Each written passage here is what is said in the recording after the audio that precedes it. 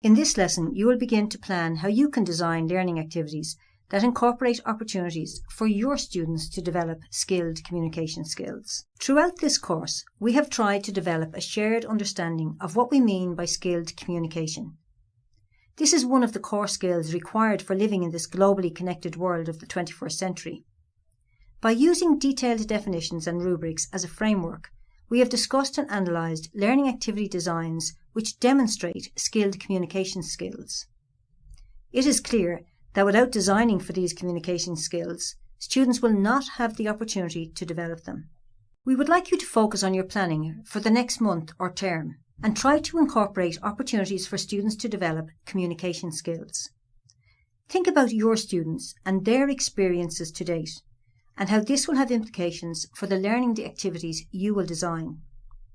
You need to consider if students are asked to produce extended or multimodal communication, and whether that communication must be substantiated with a logical explanation, examples or evidence that support a central thesis.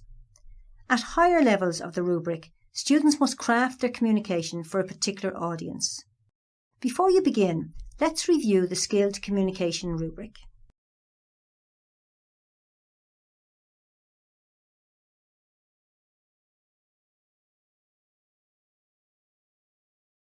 Keeping the skilled communication decision tree in mind, select a learning activity that your students will engage with in the near future. Now, how can you design learning opportunities so that your students produce extended or multimodal communication? Are they required to substantiate the communication or craft that communication for a particular audience? Now, what we would like you to do is to post the learning activity you have designed to the discussion forum in order to get feedback from your peers.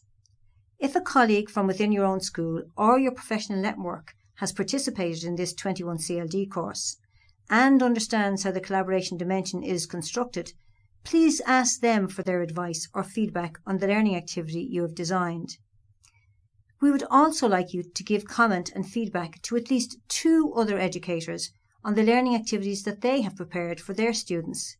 It is only by working collaboratively together that we can inspire each other. Based on the feedback you have received, make adjustments to the learning activity you have prepared for your students.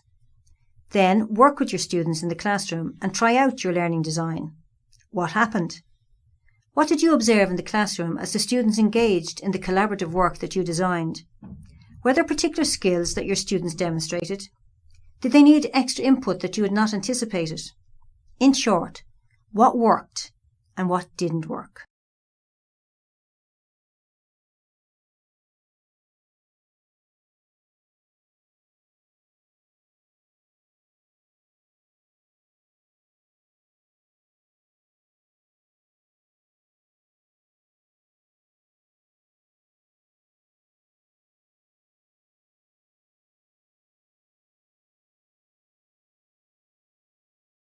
Based on your observations and reflections about the learning activity in action in your classroom with your students, can your learning activity be improved? What could you build in to develop your students' communication skills further?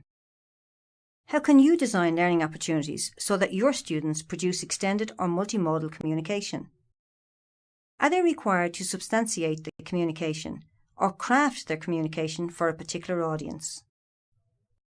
For further inspiration, you could go to the Microsoft Educator Network, where there are a range of learning activities from educators from around the world that could inspire you.